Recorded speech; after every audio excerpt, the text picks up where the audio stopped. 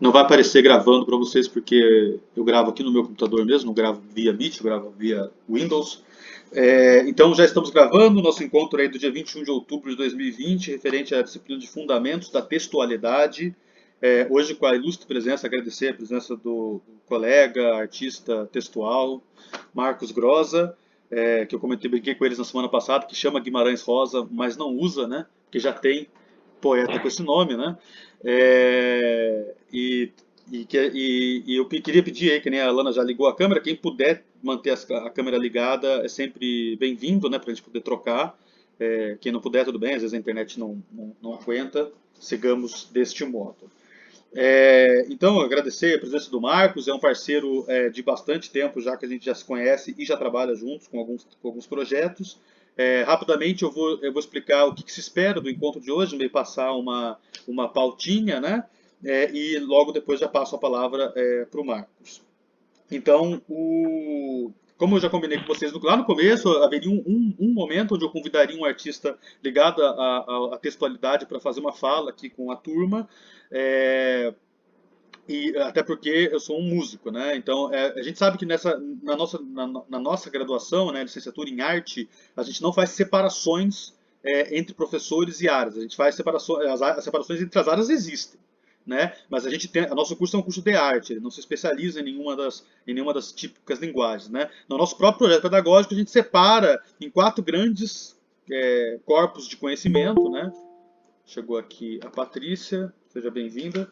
A gente separa em quatro grandes corpos de conhecimento que a gente chama, até no próximo projeto pedagógico, de corporeidade, textualidade, sonoridade e visualidade, né? São os quatro grandes corpos aí.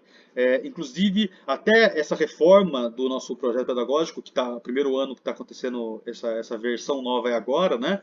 A textualidade era meio segregada, né? Porque havia lá esse termo no projeto pedagógico, se comentava que ele era importante e tudo, mas não havia mais do que apenas esse comentário, não havia disciplinas específicas para isso. E muitas vezes o que eu ouvia dos outros colegas é assim, é que é uma coisa das letras, né? E assim, depois eu fui conhecer um pouco mais o curso de letras, inclusive eu tenho alunos da letras que fazem matérias comigo como alunos, como ouvinte, né, o aluno especial e tal. Todos os comentários que eu colhi foram no sentido de que o curso de letras é totalmente tecnicista e não tem nenhuma abordagem artística, no máximo historiográfica, né, tipo estudam os períodos da literatura, etc e tal, mas nada criativo. Em nenhum momento no curso de letras da Unicentro o cara escreve uma poesia, o cara desenvolve um romance, o cara desenvolve um conto, por exemplo, né? De modo que claramente o curso de letras não dá conta de um aspecto artístico das letras, né? É mais assim, para formar professor de língua portuguesa, formar professor de língua inglesa, formar professor, e sempre nessa pegada bem técnica mesmo, da escrita técnica e tudo mais, né? De modo que eu sempre advoguei para que a textualidade começasse a incorporar mais. Por isso caiu no meu colo a disciplina, né? Quando a professora que era focada nisso teve que abandonar a disciplina, falou: ó, foi você que falou lá da textualidade. Eu falei: ó, beleza, mas assim, eu posso falar sobre isso, né? Muito embora eu não tenha uma prática enquanto um artista do texto, eu achei importante em algum momento convidar alguém que fosse dar conta de um lugar de fala mesmo, desse fazer, né? Muito embora eu tenha feito algumas canções na minha vida que tem algum flerte com brincar com palavras, eu acho que alguns ensaios que eu escrevi tem uma pujança, alguma coisa, alguma energia, assim, para além do sentido técnico das palavras, o sintático, o semântico, mas não é essa a minha área de atuação, né? Muito bem. Então, assim, rapidamente, esse é um primeiro ano de licenciatura, né? Ou seja, nenhum dos, nenhum das nossos queridos que estão aqui presentes são poetas por excelência, ou poetisas, etc. e tal, né? São estudantes do curso de artes que vão se formar pedagogos, né? Ou professores e professoras para o ensino fundamental e o ensino médio mais adiante, né? Então, a ideia é de fundamentos mesmo, né? Então, como eu disse, a gente está tendo uma frequência mais ou menos de uns 10 alunos, tem a justificativa da Daniela, que já me mandou a pergunta que eu vou fazer depois ao final. Todo mundo sabe que eu pedi que vocês elaborassem uma pergunta, ou que elaborem agora, durante a fala do Marcos, alguma pergunta, que pode ser de ordem bem logística mesmo do dia a dia dele, ou até de ordem filosófica, conceitual, do trabalho dele com questão artística, isso é ao final, tá? Isso então para apresentar vocês para ele, para apresentar ele para vocês. Então eu conheço o Marcos, eu acho que desde 2012 ou 13, Acho que até antes, né, Boi? até antes, No 11. festival foi 2010, você participou do segundo festival, né? Era 10? O segundo festival era 10? 10. Cacete de agulha. Tamo Ok. velho, porra. Tá chegando aqui a Dayana. Infelizmente eu não tô vendo a intérprete dela, né? Deixa eu dar só um boa tarde pra ela. Ela é surda, Dayana, né? Vamos ficar com a expectativa aí de entrar a intérprete dela, né? Muito bem. Seguindo então, foi desde 2010 que a gente se conheceu porque a gente participava de um movimento meio. A gente se conheceu nos ciclos do movimento político chamado Fundão, né? Que era uma galera que se reunia em São José dos Campos, nossa cidade de origem, para discutir se havia possibilidade de a gente fundar na cidade uma lei, uma legislação para desenvolver o Fundo Municipal de Cultura, que seria uma grana que o município dedicaria para a produção de projetos artísticos. E havia uma série de reuniões com os artistas da cidade para a gente discutir como é que seria a nossa abordagem nesse sentido. E foi nesse interim que a gente se conheceu. E aí a gente começou a fazer alguns troca-trocas, né? Para poder saber como é que poderia a arte dele vir para cá, a arte minha vir para lá e tal. E a gente apresentamos alguma coisa lá no Estival, que é um festival sem F, que era um círculo que o próprio Marcos organizava naquela ocasião. E de lá para cá foram vários trabalhos que foram se desenvolvendo, né? Desde eu musiquei algumas poesias do Marcos, a gente trabalhou junto na elaboração de uma obra de grande vulto, que foi uma anti-ópera que a gente estreou aqui na cidade de São José dos Campos em 2016, se eu não me engano. E um monte de coisa, né? O Marcos é aquele típico cara que tem o meu currículo, tem minha assinatura digital e tem meus dados todos. Ele pode roubar tudo que eu tenho, que não é muita coisa, mas na verdade ele usa isso para ficar mandando meu nome na macumba, não, nos projetos que ele geralmente encabeça. E a gente faz um monte de coisa. Estamos trabalhando nesse momento juntos num trabalho músico-literal, assim, que é uma coisa como se fosse uma declamação de poesia com música ao mesmo tempo. Um espetáculo que a gente está montando. E era para ser um espetáculo, mas por conta da pandemia provavelmente vai ser uma videoarte. E a gente se reúne aí, nesse momento, uma vez por semana para discutir essas elaborações aí. Tá, então esse é o Marquitos. Inclusive já tivemos um trabalho de edição junto. Ainda temos, né? Ele fica voando assim num cosmos, né? Somos editores da revista Abate, que lançou 4 números, né? E tá voando ainda, e também em parceria com outro colega nosso, o Bruno Ishizaki.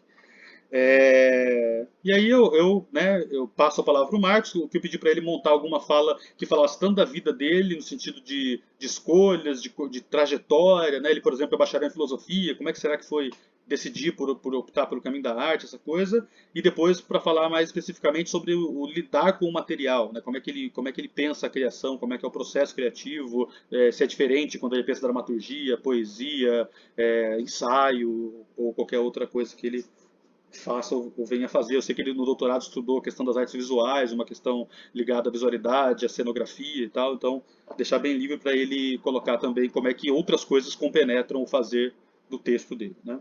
E aí depois de uma fala dele que eu imagino que vai ser alguma coisa em torno de 40 minutos, um pouquinho mais, aí eu passo para os alunos irem fazendo as perguntas aqui, numa espécie de quadrado vivo, né? Porque o Meet é um quadrado, né?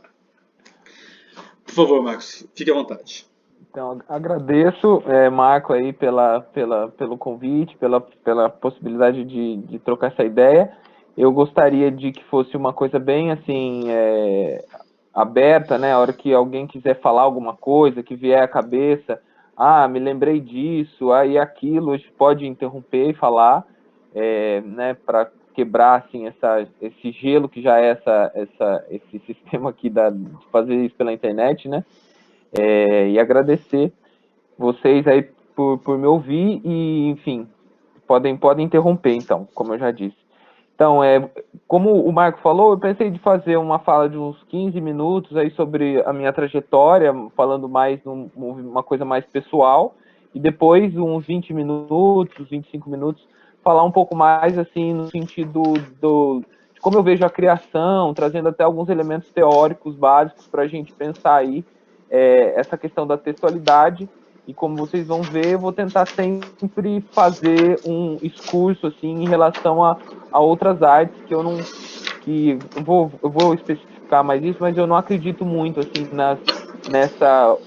O capitalismo, né, ele faz isso, né, a especialidade, né, você acaba virando um cavalo que fica só vendo uma coisa só, né, sei lá, tem muita gente sei lá, eu tenho amigos que traz uma coisa muito legal, mas que estudou desde a iniciação científica até o doutorado, o mesmo tema, sei lá, são parágrafos de um texto, ou sei lá, coisas assim, e o meu olhar é bem diferente disso, assim, eu gosto de percorrer diferentes frentes, e que isso tem uma dor e tem uma delícia, né, que você acaba não sendo, assim, especialista em nada, e eu me entendo como um generalista, assim, e como o Marco disse, eu sou graduado em filosofia pela USP, e bem antes, né, eu, eu tinha uma relação com poesia, principalmente na minha adolescência, por influência da minha mãe, e depois comecei a ler muito romance também, tinha essa relação com literatura em geral, desde a adolescência, mas era muito avesso à escola, assim, sei lá, Machado de Assis, que é uma coisa que eu amo hoje, sei lá, Memórias Póstumas, que é um livro incrível, que eu adoro, eu acabei lendo só para o vestibular, porque tinha a obrigação da escola, e isso sempre foi um problema para mim, aquela obrigação de fazer aquilo. Eu sempre fui avesso, assim, eu era da turma do fundão, embora eu e mais um do fundão era dos que geralmente não ficava de recuperação, que a maioria ficava de recuperação. E aí eu tinha esse lado de ler, de estudar, assim, num sentido muito livre, né, ler os livros que a minha mãe tinha em casa, mas não é, sei lá, eu li Hermann Hesse, uma coisa, para quem gosta de ler romance, por exemplo, eu acho que é uma época boa para vocês lerem, ou até antes, eu devo ter lido ali com uns 18 anos, não sei, a faixa etária de vocês deve ser por volta dos 20, acredito, né, 20 e poucos. Um livro chamado Demian, não sei se alguém já leu, do Hermann Hesse, que é um livro que fala um pouco dessa descoberta do mundo, enfim, se alguém tiver interesse, eu recomendo. Assim, é um livro curtinho, gostoso de ler, enfim. E aí eu tinha essa relação com literatura, né? E aí depois, com 19 anos, comecei a fazer teatro, comecei a fazer, e quando você entra no teatro, né, um curso de iniciação teatral em São José, e aí tinha aquela ideia, né, de ser ator, dessa coisa técnica, né, nunca pensei em uma questão mais de TV, essas coisas, mas tinha uma ideia de ser ator, eu fiquei uns 2, 3 anos com essa ideia de ser ator também, e a primeira coisa que eu fiz um exercício cênico que eu fiz, já foi com um texto meu, e aí isso assim, sei lá, eu devia ser uns 19, como eu falei, já foi um texto meu, e aí de lá para cá sempre tentei conciliar essa relação entre a escrita o aspecto mais performático né, ligado à escrita, né, seja num sentido mais aí de uma história, né, uma narrativa, uma dramaturgia, ou seja no que eu tendi mais depois, desisti de ser ator, falei assim, eu sou muito canastrão, não vai rolar esse negócio de ser ator. E aí eu enveredei mais no sentido do que é chamado, não sei se vocês já ouviram falar, de poesia falada, em inglês, né, spoken word, que é uma seara, sei lá, não sei se vocês já ouviram falar lá no grupo que a gente tá fazendo um projeto, até mandaram essa artista, Laurie Anderson, que ela é uma artista, é uma multiartista, né, ela é musicista, ela é artista visual, faz instalações, e ela também tem uma seara que ela trabalha em spoken word, que é o aspecto mais, vamos dizer assim, né, performativo dessa palavra falada. E realmente eu acredito assim que a poesia e a literatura ela tem uma relação com a enunciação, com o canto, com a entoação, ou mesmo com a música em geral, que é muito que a gente vê hoje muito como segmentado, áreas muito diferentes, mas na sua origem nunca foi assim, né? Deve ter, sei lá, uns 400 anos que essa distinção entre poesia e música foi feita, né? Porque, sei lá, os poetas provençais, vocês não sei se já devem ter ouvido falar, era toda a poesia era acompanhada mesmo que ela não fosse necessariamente cantada, ela era acompanhada de fundo musical, o aspecto rítmico, né?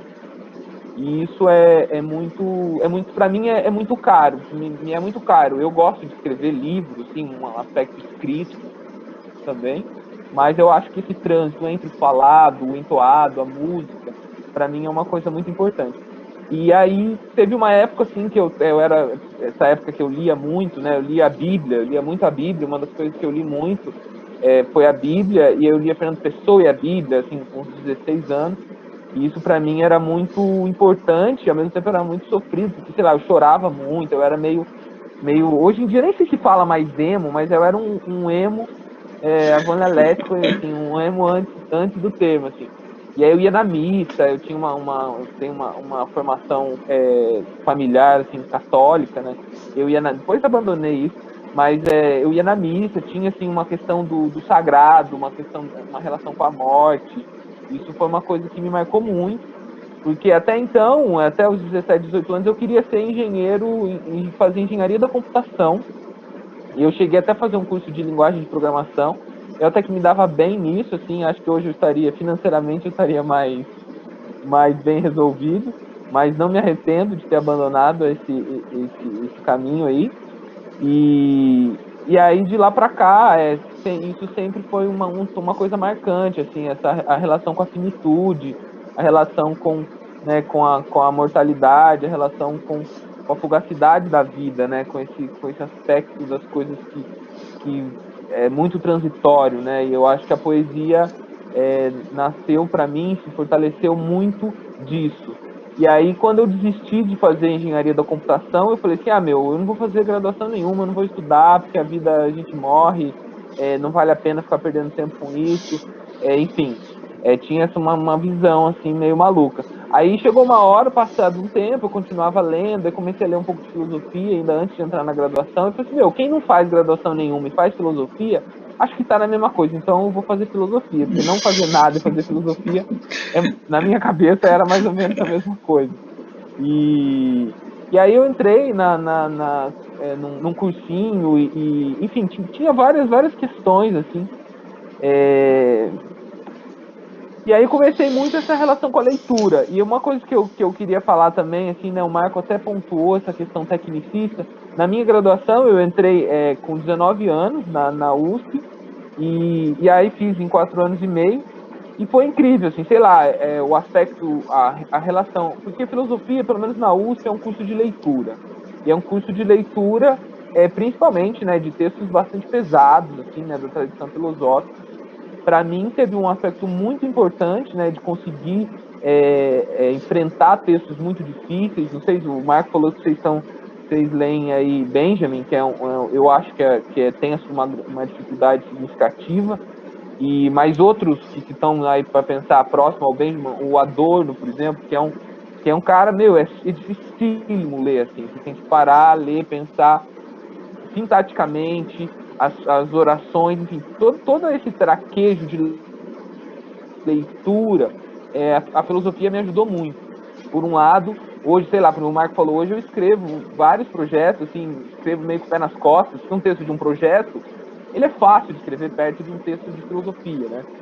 E faço isso com muita facilidade. Mas, por outro lado, eu acho que nessa época, o meu aspecto criativo, ele foi bastante tolhido. Porque, sei lá, eu tive um curso com a Marilena Chauí, não sei se vocês já ouviram falar dela, uma grande filósofa. Marilena Chauí estava dando um curso sobre Spinoza pra gente, e ela pegou a introdução ao Tratado Teológico Político, e o curso todo foi a introdução do Tratado Teológico Político. Na verdade, sim, a gente achou que era a introdução, mas não era só a introdução, né? Pseudo, porque ela pegava um parágrafo e, era uma aula de 2 horas e meia, um parágrafo do Teológico Político. Só que naquele parágrafo tinha tudo. Ela ia explicar do grego, do não sei o que, do sânscrito, do diabo. Isso no primeiro ano, né? Ele tá falando, eu caí assim, tinha já uma leitura, mas foram anos depois. Sei lá, passou 2, 3, 4 anos, já tinha terminado a graduação. às vezes caía uma ficha do que a Marilena tinha falado lá atrás, entendeu? Aí, como eu dizia, assim, teve um aspecto muito bom desse enfrentamento com textos difíceis, mas teve um aspecto ruim de tolher o meu aspecto criativo e mesmo um olhar criativo para esses textos. Por exemplo, um texto que eu me relacionei pelo menos umas 3 disciplinas diferentes durante a graduação, que foi a Poética do Aristóteles. Não sei se vocês já leram, mas eu acho que vale a pena ler, que é um texto fundador, né? Mesmo que seja para brigar com Aristóteles, não é, né? Eu acho que a tradição, isso é uma coisa que a filosofia me ensinou. A gente não vai só lamber os filósofos, né? Às vezes você vai subir nas costas dele, você vai contrariá-lo, mas é importante você entender, e não simplesmente, não, isso é um filósofo, como assim, tem hoje, né? Isso é um filósofo branco, não sei o quê, teve uma relação escravagista, não sei o quê. Aí você fala assim, não, então joga fora. Não, o pensamento dele tem coisa, então vamos criticar, vamos trazer, vamos subir na muleira dele ali, nas costas dele, para a gente ver além dele. Eu acho que isso é uma coisa muito importante. Mas aí, retomando o que eu estava falando, o Aristóteles, por exemplo, a Poética, eu lia, né, na minha graduação, assim, em diferentes contextos dessas 3 disciplinas, lia num sentido muito, assim, né, da compreensão do texto, né, do destrinchar daqueles conceitos. E aí, passado, assim, eu estava quase terminando a graduação, eu estava fazendo várias coisas na ECA, que é a Escola de Comunicação e Artes. E lá eu estava puxando algumas disciplinas, e eu puxei uma disciplina, não lembro qual era, mas era um professor que aí eles estavam lendo a Poética. Eu falei, putz, vocês vão ler a Poética, que bosta, tô cansado da Poética. E aí fui lá acompanhando isso aqui. Não, mas daí eu fui ver o cara lendo a Poética. Era outra coisa, porque, ele falava da peça que eu tinha visto semana passada num festival de teatro em São Paulo, e ele relacionava aquilo com a Poética. E aí outra dramaturgia que eu tinha lido, contemporânea, ele relacionava aquilo com a Poética. E aí o olhar que ele lançava para a Poética era um olhar vivo. E enquanto o que a gente fazia na filosofia era mais cinzento, era um pouco mais assim, sabe, essa coisa da coisa bibliográfica, essa coisa de um olhar mais assim historiográfico, assim, e isso para um curso de artes, eu acho que é legal a gente vocês terem, né, e o Marco eu acho que é uma figura excelente para isso, de fazer as relações, de saber assim que é interessante esse olhar historiográfico, ou mesmo hermenêutico, da compreensão do texto. Não sei se vocês conhecem essa ideia do processo hermenêutico, né, que é o aspecto da compreensão, né, do texto, mas fazer esse movimento de entendê-lo hoje, de atualizá-lo, de ver como aqueles conceitos podem ser manejados no presente, a partir das referências atuais, de arte, de internet, de meme, do que diabo que for, entendeu? Do que está hoje. E esse movimento é legal. Toda vez que vocês lerem um texto chato, vocês acharem, isso daqui não serve para nada, faz assim, como que eu consigo atualizar isso? Como que eu consigo, mesmo que for para brigar com isso, como que eu consigo relacionar isso com com o meu plano de referência atual, das coisas que eu gosto, enfim, das coisas que estão me sendo apresentadas em outras disciplinas, etc. Enfim, esse lugar eu acho bastante assim, vocês estão me acompanhando? Tem alguma questão? Tá tudo certo? Enfim, então aí, falando um pouco disso, assim, aí comigo, como é que foi, né? Daí eu saí da graduação, e aí eu falei assim, não quero mais filosofia, a filosofia me acompanha, eu leio bastante filosofia, mas não quero seguir academicamente nessa seara da filosofia. Engraçado que hoje eu estou até pensando em voltar. Mas daí eu fui fazer mestrado em artes, na Unesp, depois eu fui fazer o doutorado em artes, né, agora em artes cênicas, especificamente na Unirio, no Rio de Janeiro. E aí eu tentei fazer esse movimento de trazer as minhas referências, né, da filosofia, né, de alguém que vem da filosofia, principalmente eu fiz muitas aulas de disciplinas de estética, que uma das frentes da filosofia, né, é a estética. E aí como trazer isso para o olhar artístico da criação, ou mesmo da análise da criação. E aí eu estudei no mestrado a relação entre antropologia e teatro, e dentro disso uma relação com a arte da performance dentro do teatro. E nessa seara de estudar arte da performance durante o mestrado, me veio um interesse muito grande em relação a artes visuais e a pintura. E aí eu estudei especificamente um encenador e artista visual italiano chamado Romeo Castellucci.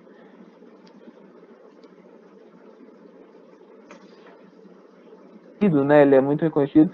E para mim foi bastante interessante fazer esse trânsito entre as linguagens. Assim. É como eu disse, não sou nada ortodoxo, a minha formação é bastante variada, mesmo dentro das artes do mestrado e doutorado, estudei diferentes coisas. E isso tem um problema, por exemplo, burocraticamente, o Marco me mandou que está aberto, eu acho que é da universidade aí mesmo, né, Marco? Que eles não aceitam, por exemplo, eu tenho mestrado e doutorado em artes, mas eu não tenho graduação. Então eu não posso prestar porque eu não sou graduado em artes. Enfim, então, tudo tem a dor e a delícia, né? E E isso aí, só para complementar, então... Perdão. Isso também Fala. é um jogo de politicagem, né? Porque eu percebo que, por exemplo, a galera da filosofia não quer que alguém que é formado em arte vá dar aula lá, entendeu? Então, às vezes, é a famosa contrapartida, né? Então, da mesma maneira que a filosofia exige o bacharelado em filosofia, aí a arte exige o bacharelado em arte. E fica todo mundo protegendo a sua curriola, né? Isso daí é um problema, né? E ainda mais para quem é do campo das artes, que não se encaixa muito em lugar nenhum, né? Mesmo dentro desse sistema acadêmico, assim, né? Mas para mim, aí, como eu dizia, eu teve esse momento de sair da graduação e ir pro mestrado, e aí me jogar mais num aspecto de criação, né? Eu entrei na SP Escola de Teatro, que é uma escola pública de dramaturgia, de várias artes, de várias frentes dentro do teatro. Eu fazia parte da turma de dramaturgia. E aí, nisso, eu comecei a me jogar mais no aspecto da criação. E como eu tinha essa formação, assim, de ficar debruçado sobre um parágrafo muito tempo, aí eu escrevia um texto, eu ficava, assim, meses em cima daquele texto, escrevendo, reescrevendo, procurando, sabe? Aquela coisa, assim, ainda tem um pouco isso, mas naquele momento, para mim, era problemático porque me travava. Me travava porque eu não conseguia escrever mais, e aí eu ficava, né, você fica um pouco ali naquele limbo. E aí foi aí por volta dessa época do mestrado, eu comecei a escrever muito, e aí comecei a fazer, quer saber? E eu não mostrava muito também o que eu escrevia, né, durante a graduação, né? E aí falei assim, quer saber? Agora eu escrevo uma coisa, mostro para os amigos, boto no Facebook, boto não sei aonde, e eu me livro daquilo. É como se eu tivesse livre para escrever o próximo, para não ficar apegado, porque um apego que a gente tem às coisas que a gente cria, muitas vezes tem um aspecto bom de você maturar aquilo, mas tem um aspecto ruim também da gente ficar travado, né, de não ir para o próximo, sabe, de ficar digerindo demais uma coisa que traz esse aspecto desse travamento. E aí, enfim, aí eu fiz esse movimento de hoje, é difícil até botar as minhas coisas assim, que eu estou produzindo no momento, em rede social, assim, porque mudou essa relação para mim, mas foi muito importante, assim. Eu acredito que nesse momento eu colocava no mundo, assim, para mim a rede social ainda né, tem uma série de problemas, mas é assim, é a rua, é a encruzilhada, é o lugar do Exu, né, que você coloca ali e aí aquilo não é mais seu, aquilo foi pro mundo. Enfim, e aí só para falar desse movimento aí, de um aspecto acadêmico para um aspecto mais criativo que eu tentei trilhar, né? Então agora eu vou tentar passar mais para um aspecto assim, de como eu entendo o texto, já acho que pontuei algumas coisas, mas de como eu entendo o texto, e aí vou trazer uma referência aqui para começar a falar para vocês, chamado Alain Badiou. Ele, nesse pequeno manual de inestética, ele tem uma citação que, para mim, é bastante... diz bastante sobre isso. ele diz assim, eu coloquei aqui no chat, mas vou ler para vocês. Hermetismo, eu já tinha falado da hermenêutica, né? Agora ele fala aqui, ó, o hermetismo não é um bom termo para designar o seguinte, que o sentido se adquire com o mover do poema, em sua disposição, em não em seu suposto referente, que esse mover opera entre o eclipse do sujeito e a dissipação do objeto. Hermetismo, manejado como acusação, é a palavra de ordem de uma incompreensão espiritual do nosso tempo. Eu acho que aqui tem bastante questões que dá tentar esmiuçar um pouco a partir daqui e aí para ir caminhando para outras coisas. Depois vou tentar trazer alguns poemas meus também, assim. Então, eu tinha falado de hermenêutica e aqui ele está falando do hermetismo, né? A raiz dessas duas palavras é Hermes. Não sei se vocês já tiveram contato, eu acredito que sim, com essa ideia, né? Hermes, na mitologia grega, é aquele que faz a ligação, né? Entre ele traz ele porta a mensagem dos deuses. Ele seria o equivalente ao que eu fiz a menção agora, a Exu, no panteão Ibanto, né, africano, que o Exu, porque numa gira, por exemplo, sempre se canta primeiro para Exu antes de cantar para outro orixá, porque justamente nós somos humanos e o Exu ou Hermes aí é o que faz a ligação entre esse plano humano terrestre com o plano espiritual superior lá, né? E aí o Hermes é a mesma coisa. Aí o Hermes ele é das encruzilhadas, dos caminhos, como Exu, né? Então Hermes ele é o portador dessa mensagem dos deuses. E hermenêutica é a ciência de que você faz a interpretação desse texto. Então a gente tem o quê? Hermes, se ele é o portador da mensagem ali, só que tem uma questão. E ele, por sua vez, o que é hermetismo? Hermetismo é uma coisa fechada. Se você fala assim, o pote que tem na geladeira lá que a gente guarda o queijo, o presunto, é um pote hermético. É um pote fechado. Então aí a gente tem aí talvez um problema, né? Porque como que tem a hermenêutica, que é o estudo dos significados, dos sentidos e tal, e temos aí o hermetismo, o hermético, que são coisas fechadas. Por quê? Porque a mensagem dos deuses, ela é cifrada. A mensagem dos deuses, ela chega para o seu destinatário e ela é compreendida. Ela é uma mensagem mágica, né? Vamos dizer assim. No entanto, se você não é o destinatário daquela mensagem, ela vai aparecer para você como hermética, não como hermenêutica. Então, a primeira coisa que é pensar é que esse hermetismo ele é uma incompreensão do nosso tempo justamente por isso, porque se você acusa alguém de hermetismo, talvez você não esteja ciente de que aquilo dali não é a sua, falando de uma maneira bem simplificada, né? Que aquilo dali não é para você, ou não um registro que está aberto para você, que você não se dispôs a entrar naquele aspecto que aparentemente é hermético, nesse pote, vamos dizer assim, que é o poema supostamente hermético. E aí, tentando esmiuçar um pouco mais aqui do que ele fala, que eu acho que é uma coisa muito importante para o pensamento. A gente está falando aqui do registro do poema, mas eu acredito que isso cabe na arte em geral, que quando ele fala assim, o eclipse, que o sentido se dá numa movência, né, nesse mover que opera entre o eclipse do sujeito e a dissipação do objeto. Isso eu acho muito importante, porque o eclipse aí do sujeito não diz que o sujeito desapareceu completamente, mas ele está em movimento de desaparecimento, de eclipse, e ao mesmo tempo o objeto, no caso o poema, mas a gente poderia falar que é uma canção, que é um quadro, ele também está em processo, nessa movência da sua dissipação, da sua aniquilação, da sua dissolução, poderia dizer também, né? Então, por isso, o hermetismo, quando você acusa, assim, eu leio essa frase aqui, esse excerto, pensando assim, quando você acusa alguém de hermético, você está esperando que a coisa não tenha essa movência, seja uma coisa acabada e estática, sendo que o sentido da coisa se dá no movimento entre essas duas coisas, entre, né, o eclipse do sujeito e a dissipação do objeto. Então, por isso, assim, quando a gente fala de poema, por exemplo, da arte de maneira geral, mas acho que os poemas têm mais isso, né, a lírica, que é a expressão do sujeito, que tem esse ranço, é relativo você falar assim, que eu li, sei lá, já teve gente que leu o texto meu e falou assim, nossa, Marcos, mas que triste que é. Você não é uma pessoa, sou também, né, mas, sei lá, não sou geralmente tão triste, tem uma melancolia, mas não é só o que predomina em mim.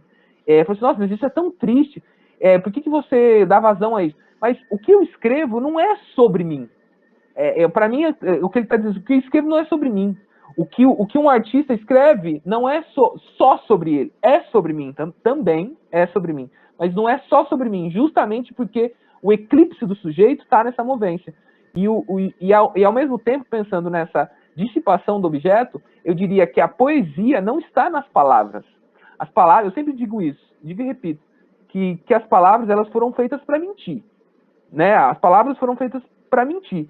E a poesia ela mora naquilo que vaza as palavras, naquilo que irrompe das palavras, naquilo que tem essa movência de que a palavra ela é manipulada de uma determinada forma para dar acesso a uma outra coisa, não só no sentido assim de fundo e figura, no sentido de aparência e real, mas no sentido do que vaza, de quando corta, sabe? Você corta uma coisa e aquilo supura, aquilo sai um pus. Eu acho que é desse movimento que não é nem dentro nem fora. Para mim está um pouco nesse registro. Tá fazendo sentido, Marco?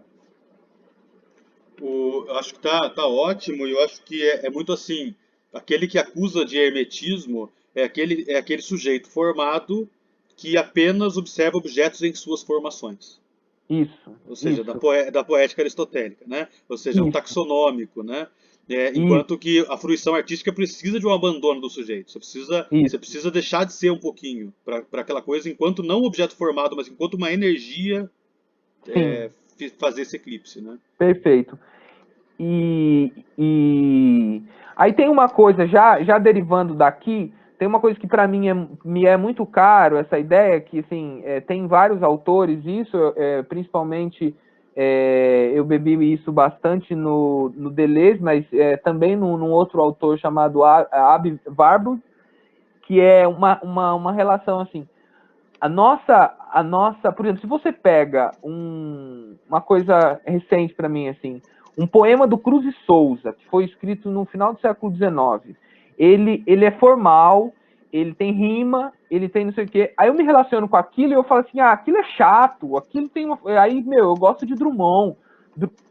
Drummond é uma outra pegada, é mais próximo, me acessa mais.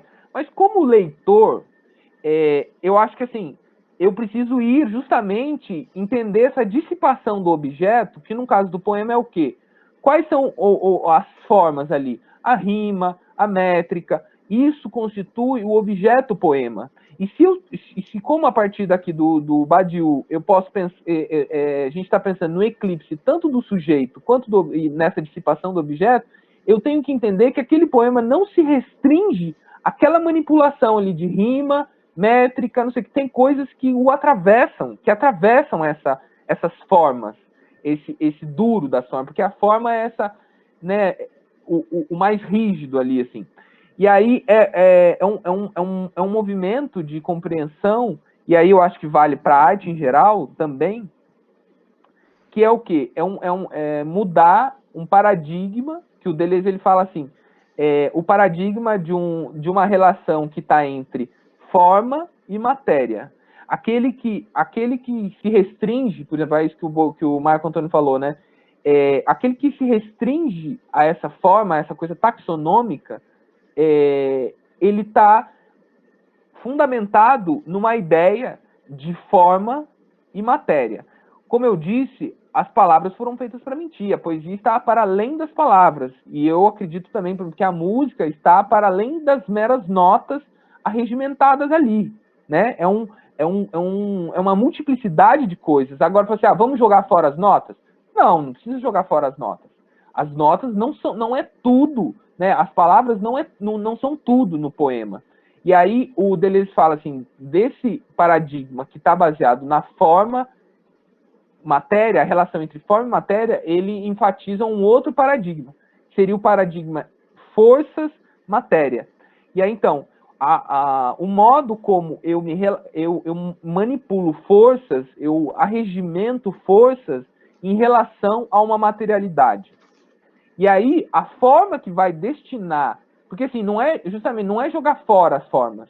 Porque, por exemplo, eu como poeta, eu tenho que entender de uma manipulação do ritmo, por exemplo, das sílabas, ou das metáforas, das imagens. Tudo isso são formas e são importantes. A questão é quando eu me apego a isso de uma maneira que me faz me tornar uma pessoa assim, pasteurizada, sabe? A minha arte se torna pasteurizada, ou mesmo a minha leitura se torna pasteurizada. Que é justamente entender, por exemplo, como eu dei esse exemplo do Cruz e Souza, eu olho para as forças que atravessam aquelas formas.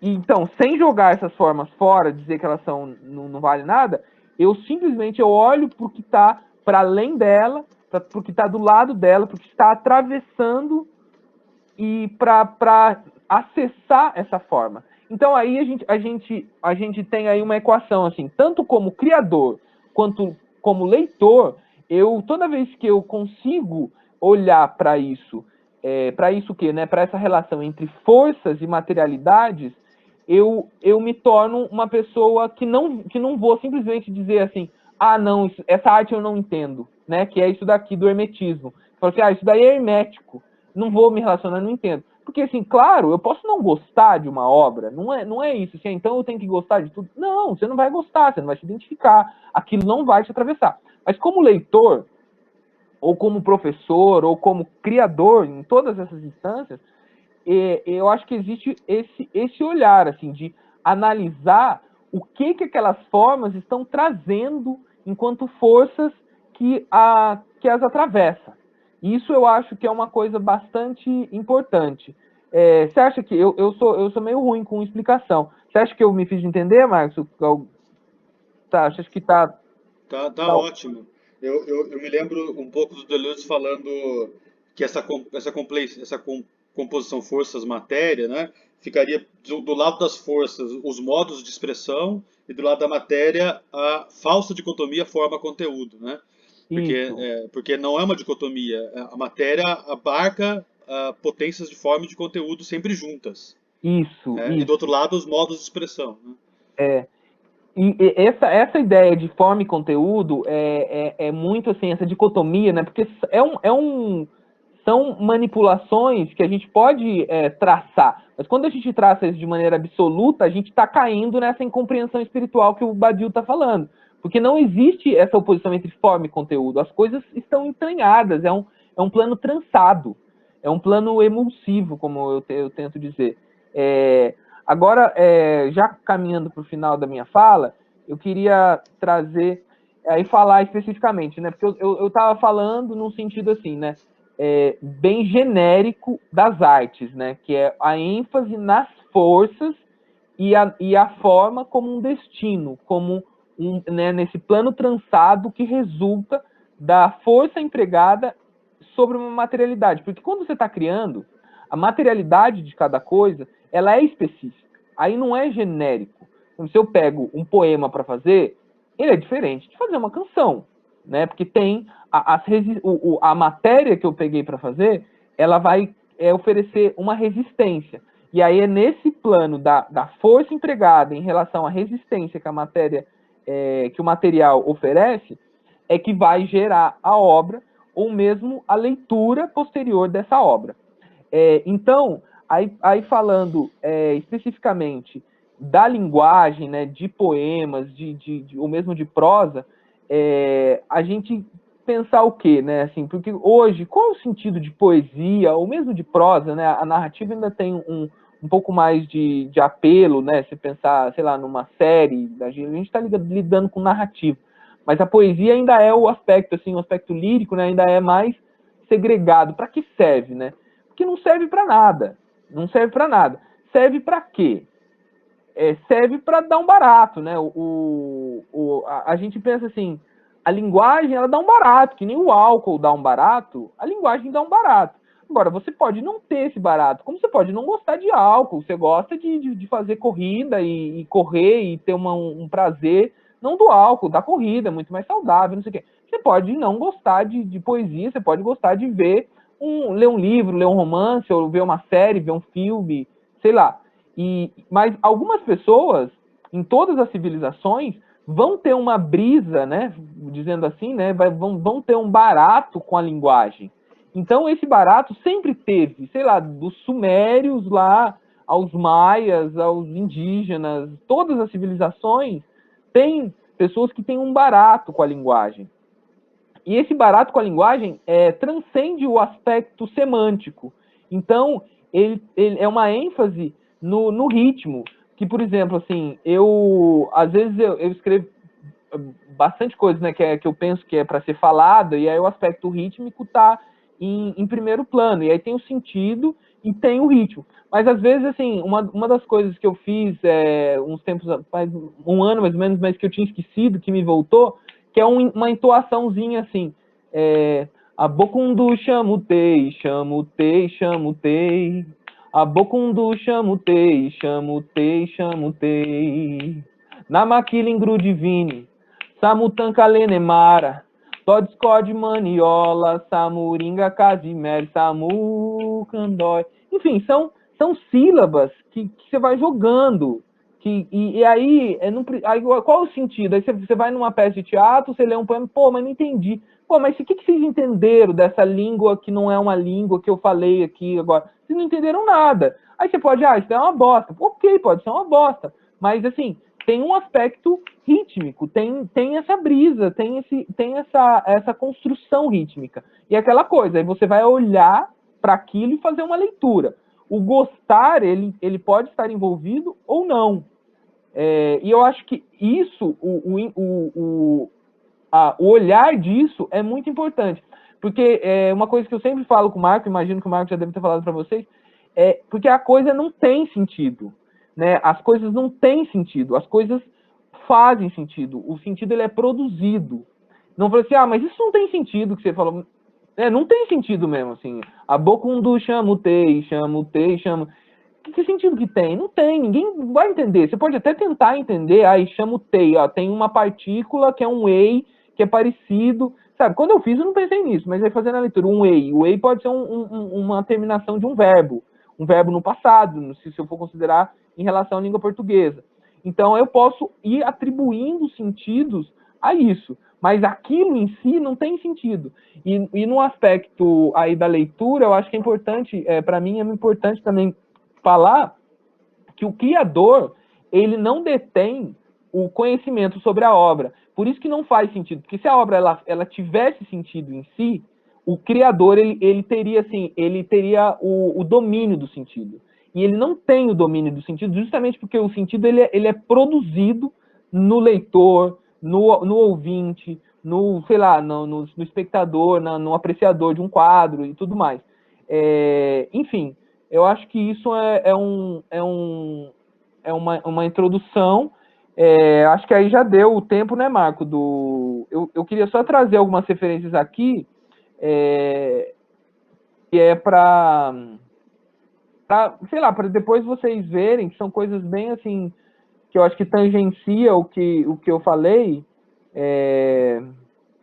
Que esse curta aqui, ó, eu recomendo muito, que ele chama Tudo é Ritmo, e é de uma tribo na África, que eles falam um pouco assim sobre o ritmo. Não fala sobre poesia, fala sobre ritmo, mas fala sobre música. Eu acho que dá para relacionar isso. E tem um outro texto também que eu vou colocar aqui para vocês, que é a palavra Memória Viva na África, ele fala assim de um. Aí com isso eu vou tentar terminar a minha fala para a gente abrir aí uma conversa. E aí essa citação que eu estou colocando agora é o o Rampabeba, não sei nem como fala o nome dele, esse trecho em cima, esse texto em cima que eu coloquei, essa citação, que ele fala assim: os artesãos africanos tradicionais acompanham seu trabalho com cantos rituais ou palavras cadenciadas sacramentais. E os gestos de cada ofício reproduzem um mistério da criação primordial vinculado ao poder da palavra. Porque, assim, hoje, a nossa ideia de palavra, ela não tem o que, tradicionalmente, na antropologia, a gente pode pensar, assim, chamar de eficácia. Tem um trecho, um texto do Levi-Strauss que ele fala sobre isso, sobre a eficácia, chama a eficácia simbólica, do Levi-Strauss. É um trecho curto, para quem gosta de antropologia, eu acho que vale a pena, e é um texto bom. Eu vou colocar aqui a eficácia simbólica. Ele é um texto bom para relacionar com arte, que ele diz justamente assim, nesse canto, por exemplo, desse artesão africano, ele está dizendo assim, as palavras, elas criam o mundo, é disso que se trata. As palavras, elas criam o mundo, e por isso, assim, quando você lê um poema, um romance, sei lá, você pega o Grande Sertão Veredas aí do meu xará Guimarães Rosa, maravilhoso, ali ele vai criar um mundo. Aí você fala assim, não, mas ele bebeu na fonte ali do norte de Minas, do sertão mineiro. Só que não é só isso. Ali tem uma intersecção entre o que ele bebeu e o que ele criou. E ele está criando um outro mundo. Porque aquilo não se reduz àquele lugar. Mesmo esse, né? Por isso que ele é chamado de transregionalista. Porque ele está criando um mundo. E a linguagem, essa brisa da linguagem, essa chapação da linguagem, ela existe porque ela cria um mundo. E como esse artesão aqui tradicional entoa enquanto ele produz, ele cria um mundo. E por isso, assim, eu vou pensar as coisas que eu já falei assim, mas por que eu vou escrever um poema depois que o Guimarães Rosa já escreveu o Grande Sertão? Ou por que o Drummond já escreveu os poemas maravilhosos, A Rosa do Povo, sei lá. Por que eu vou fazer isso? Mas aqui, nesse texto, para mim, está explicando. Porque toda vez que alguém cria alguma coisa, você está voltando para esse momento primordial da criação, que você está reinventando o mundo. Enfim, com isso eu já finalizo. E, enfim, são muitas coisas e a gente pode aí conversar. Acho que tá ok, né, Boi? Tá lindo. Então, assim, em suma, você escreve poesia, ou você escreve em geral, ou você faz arte em geral para criar mundos, né? Sim, eu E você vai acredito lembrar, nisso. e você vai lembrar que, sei lá, quase toda mito de criação envolve algum tipo de criação por meio da palavra, né? Se for desde o cristianismo até que todas as tradições pagãs, né? Sempre haverá uma união dos deuses que vão cantar uma canção e aquilo que eles cantaram naquele ode inicial plasmou-se, né? O planeta nasceu da palavra de Deus, né? E o verbo se fez carne e você pode costurar todos os mitos de criação e sempre tem essa coisa. E a gente, claro, esse foi como o profeta desenhou, sei lá, você pega Moisés, né, desenhando isso, mas não tem esse Deus fora do mundo, né? Ou seja, Sim, todo criador é esse Deus, né? Criando o mundo, né? E é por isso que a palavra é feita para mentir, né? Costurando mais um comentário seu, porque não é o mundo, quando eu crio alguma coisa, eu não estou criando o mundo da verdade, né? sim. Eu estou criando um mundo, né? E é uma perspectiva, uma união entre a minha idiosincrasia e é uma observação que foi feita, né? Então a pessoa que criou a palavra árvore matou todas as árvores, né? É, Lembrando do Bataille, né? Porque a palavra árvore não é uma árvore, né? sim, Não entra uma árvore na minha orelha quando alguém fala árvore perto de mim, né? Então é por isso que é mentira, porque essencialmente é uma mentira. Ela tem que não ser uma árvore, né? Porque sim. inclusive se ela for uma árvore, ela vai ser só uma. E ela tem que representar todas. Então ela é uma É, falseante. E é importante que seja, porque toda criação de mundo é uma criação de um mundo, não do mundo. Né? Que isso. esse é o problema da religião, né? Que ela É. é parte de uma criação que seja definitiva, né? Do mundo. Né? Muito bom, gostei muito, aprendi várias coisas, anotei aqui. Achei muito louca a associação entre Hermes e Exu, não tinha me ocorrido isso, né? Eu tenho um conhecimento muito tacanho sobre religiões de matriz africana, E agora eu tenho estudado um pouco mais, porque eu vou, inclusive, acho que é dia 29, eu vou estar na defesa de um mestrado, uma banca de mestrado. Você lembra do Guilherme Davino, Lembro. compositor? Ele é um compositor negro também, joseense, e entrevistou acho que 12 casas de candomblé e de umbanda em São José, que ele colheu materiais musicais das casas, né, dos terreiros e tal, e ele fez composições a partir desses materiais e tal. Então ele fez um levantamento enorme assim sobre a tradição, sobre a história do candomblé e da umbanda em São José dos Campos, etc e tal. Então agora que eu comecei a entender algumas coisas que eu nunca entendia, né, eu tinha uma amiga, eu tenho uma amiga que é mãezinha, né? E eu tinha um pouco de preconceito porque ela é meio maluca da cabeça, então tudo que eu sabia era o que ela falava, né? Então, agora acho que eu comecei a entender melhor. Eu acho que o Exu é muito Hermes, né? Então, em brasileiro, é um Exu, é um hermetismo, é o Exuísmo. E, o, a hermenêutica é Exuêutica. Mas uma coisa que me levou, assim, já começando a colocar as perguntas, né? Colocando eu, né? Eu me lembrei do conceito de heterotopia, né, do Michel Foucault, que basicamente, para não me delongar muito, é o conceito de lugar, tá? Qualquer lugar é um outro lugar, por isso é heterotopia, outro lugar, né, ao pé da letra, né? E que o Foucault fala que as sociedades inventam heterotopias, né? Por exemplo, uma sala de aula é uma heterotopia, uma igreja é uma heterotopia, um ônibus é uma heterotopia, etc e tal, né? E que toda heterotopia é hermética e hermenêutica, né? Toda heterotopia é fechada e entrável, né? A sala de aula é fechada, mas tem um jeito de entrar. Você bate na porta, ô, professor, desculpa, tem autorização aí para assistir sua aula e tal? Aí, ok, cumpriu o ritual. Mesmo o lugar mais fechado do mundo, sei lá, o grão-mestre, o salão dos grão-mestres da maçonaria, né, ainda tem um jeito de chegar lá. Você cumpre lá os requisitos, sobe quer dizer, infelizmente vocês meninas não, né? A maçonaria tem tudo que só homem pode entrar tem que acabar, também concordo com isso. Mas sendo homem e cumprindo todas as exigências, chega lá no salão dos grão-mestres lá. Então todos os lugares onde a gente se expressa, inclusive virtuais, são hermenêuticos e herméticos, né? Fechados, mas penetráveis. Inclusive uma poesia, você pode pensar nela como um lugar, né? Então a experiência na poesia é como experiência num lugar.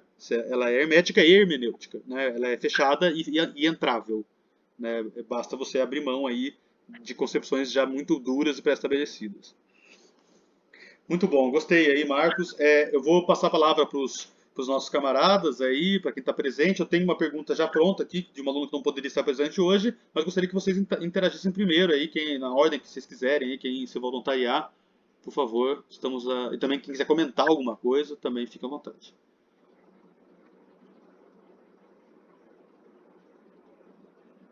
Oi. Olá. Então, eu achei super lindo tudo que você falou, principalmente essa última parte, achei incrível. E eu queria saber, assim, eu anotei uma pergunta. A poesia, ela toca mais os sentimentos e as emoções de cada um em específico, né? E essa sensação acaba sendo, tipo, individual para cada um. É isso. É uma pergunta? É, tentando. Não sei se eu entendi. Se é individual para cada um. Porque assim, eu acredito que. Aí eu acho que é no sentido. Tentando ligar com o que eu falei, assim, né? Eu acho que a poesia tem um aspecto emocional, né? Sei lá, você se emocionar, eu falava, por exemplo, eu lia muito Fernando Pessoa, e eu lembro de achar a tabacaria do Fernando Pessoa, não sei se vocês conhecem a tabacaria, todo chorado, assim, que eu chorava em cima da tabacaria. Até hoje, às vezes eu leio a tabacaria, eu choro. E aí tem esse aspecto, né, emotivo, que me atravessa, mas eu acho que isso não dá conta de todo o registro da poesia. Como eu falava, assim, né? Eu amo a tabacaria do Fernando Pessoa, mas tem, sei lá, um pouco que que eu li ontem aqui para vocês, que eu li ontem, eu vou colocar aqui. E esse poema, por exemplo, ele me toca em outro sentido. Eu não chorei, e eu acho que nunca vou chorar em relação a ele, mas ele me faz pensar em várias coisas. Então, o pensamento, eu diria, também é de uma autora americana aí, que eu recomendo bastante. Então, eu diria assim, que tem o aspecto da emoção, do sentimento, mas tem também um aspecto do pensamento, ou mesmo dessa relação com o referente. Por exemplo, hoje em dia tem um movimento, não sei se vocês conhecem, mas em São Paulo e no Rio eu conheço bastante gente que é um movimento de pessoas da periferia que escrevem, que está ligado a esse movimento do spoken word, né, dos slams, não sei se vocês já viram falar. E tem, assim, saraus na periferia que a pessoa é uma dona de casa e tem relatos, não é um ou dois, são muitos relatos. E a pessoa tinha um sarau no bar e ela começou a escrever. E ali tem pessoas que escrevem sobre o sentimento e tem pessoas que escrevem sobre a sua indignação social, de que, sabe, ou sua indignação de gênero, isso é muito comum também, de como ela é oprimida naquilo e aquilo dá uma vazão, dá um barato de uma outra visão de mundo. Então, eu só reforçaria, assim, nada contra o aspecto emocional e sensível. Isso é lindo, isso me atravessa. Mas eu acho que isso não é o todo. Acho que é interessante, enquanto assim, professor, enquanto leitor, no sentido mais profissional, não sei se então, eu tenho problema com essa palavra profissional, mas nesse aspecto, de conseguir ler coisas e analisar essa relação que eu falei, né, das forças, mesmo quando eu não seja atravessado emocionalmente. Eu diria isso, assim, que nada contra, né? Só reforçando, nada contra isso. Isso é um aspecto muito importante da literatura e da poesia, em especial, mas eu acho que isso não é o todo.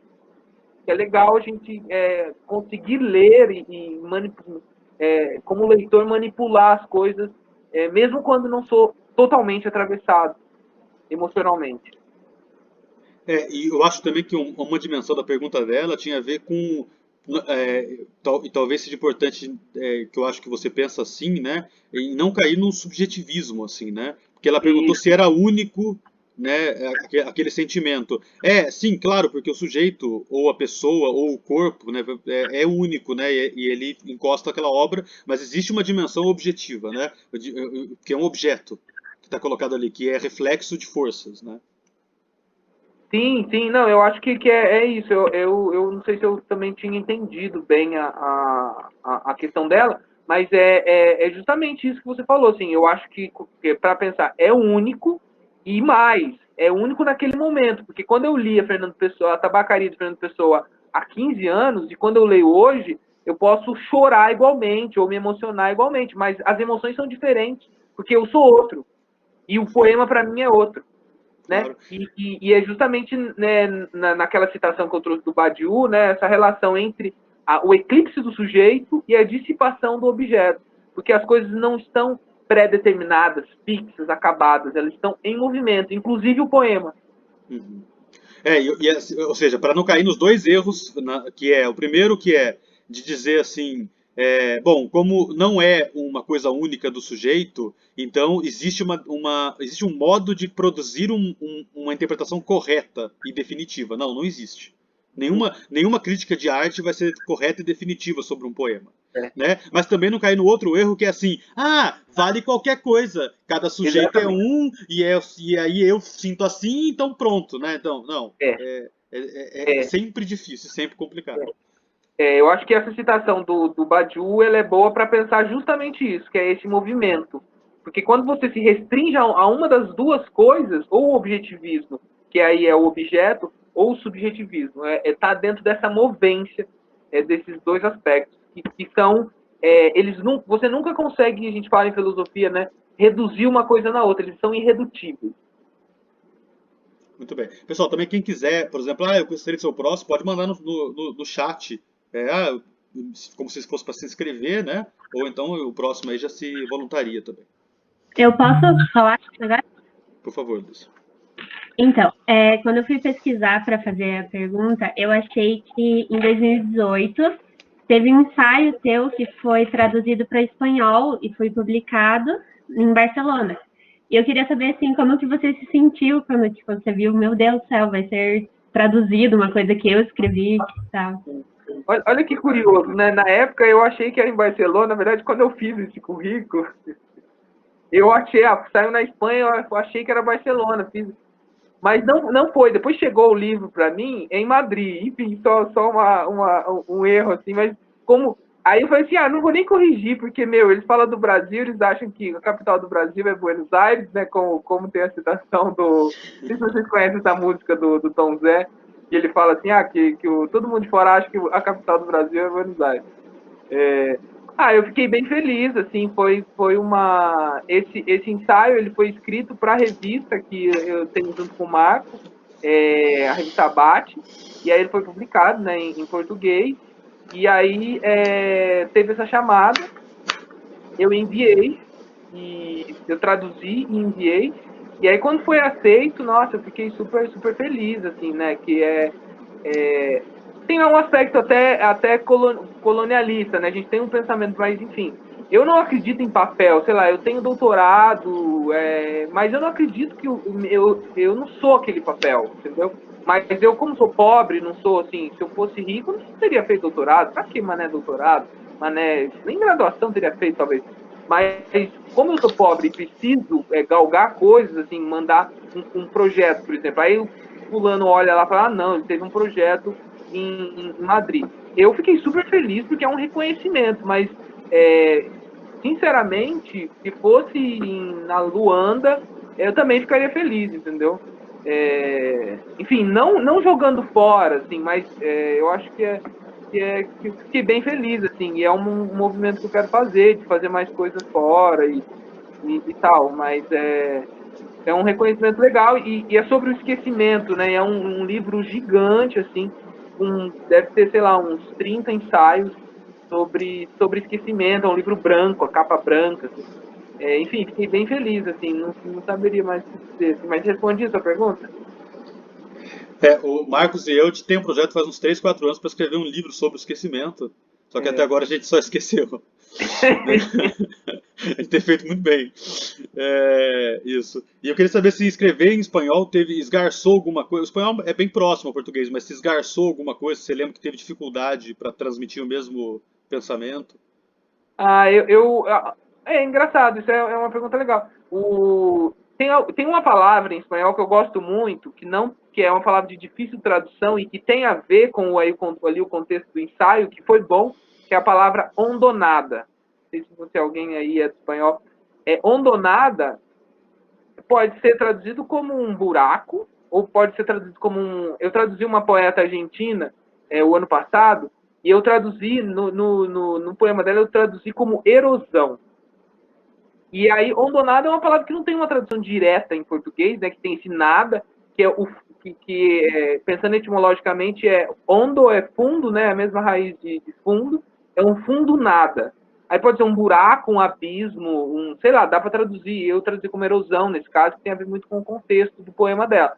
Mas então, pensando em esquecimento, foi bom por um lado, que aí eu usei, por exemplo, essa palavra, eu vou usar essa palavra hondonada, que tem a ver com os bolsões aí do esquecimento, que eu estava tentando pensar como o esquecimento ele tem um aspecto politicamente, eu fazia uma oposição entre a amnésia cívica, que é, sei lá, não fazer a memória dos mortos na ditadura. Esse esquecimento é uma bosta, esse esquecimento ele é pró-sistema, mas o esquecimento para um artista, ele é importante.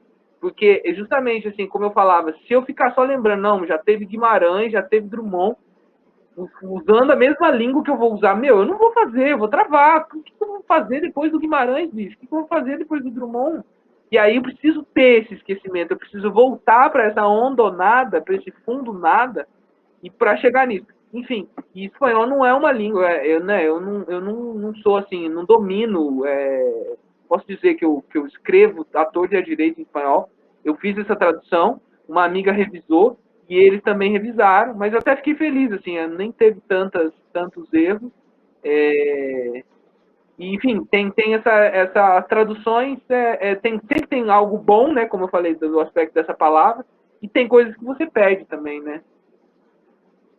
Chique.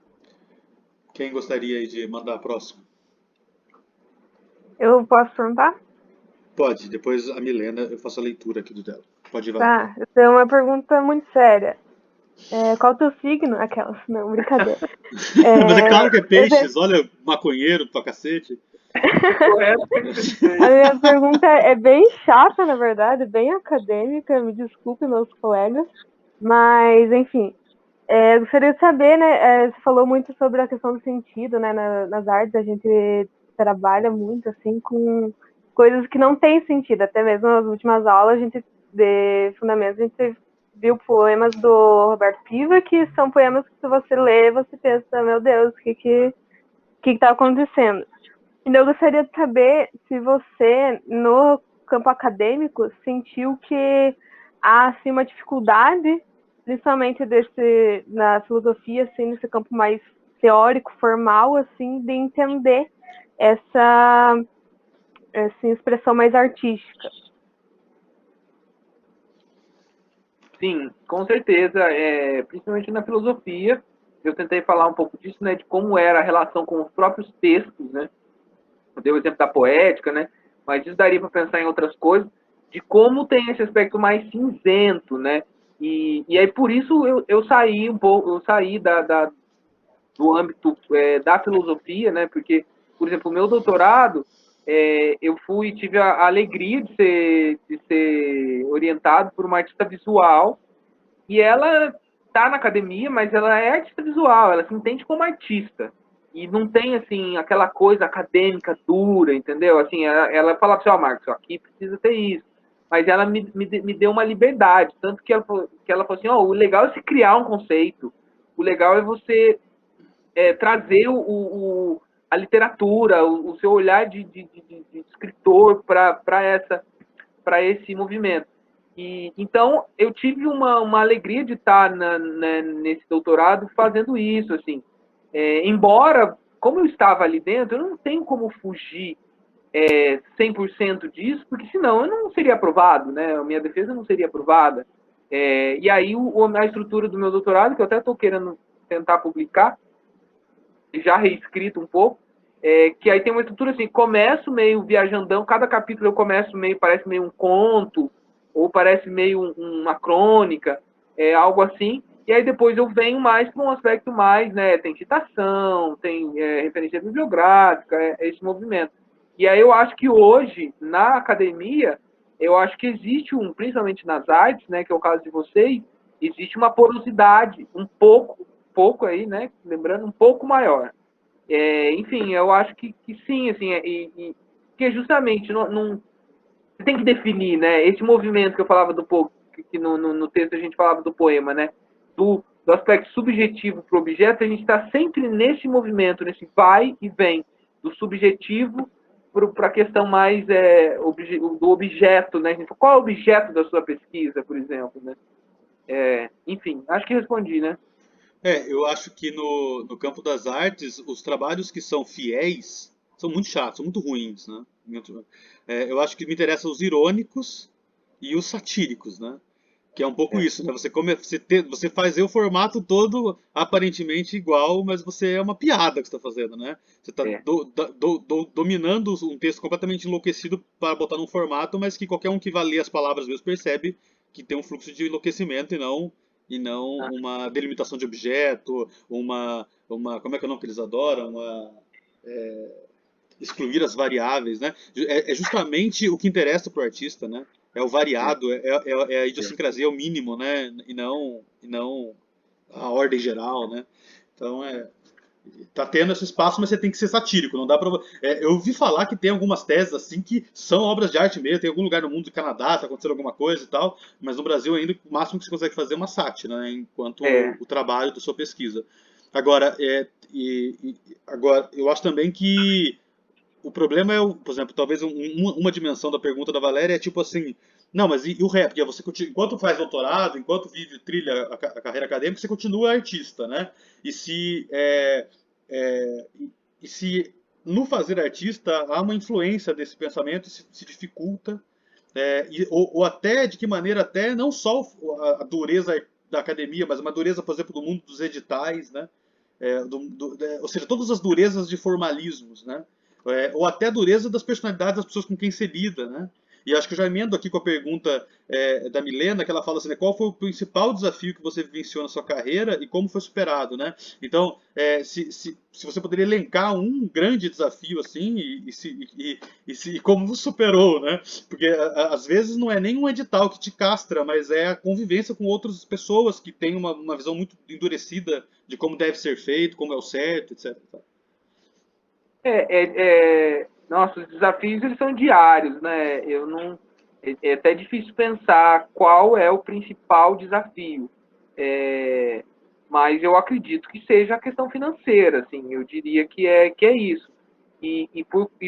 Por decorrência dessa relação financeira, como o Boi falou, assim, né, geralmente tem uma chamada de um edital, eu mando 5, 6 projetos que eu quero ganhar 2, 3, porque se eu ganhar um, não vai resolver o meu ano financeiramente. E eu aí tô tentando ver aí conseguir uma vaga de professor, por exemplo, mas tem um artista que ele diz assim, que ele é bem forte, que adote um artista, não deixe virar professor.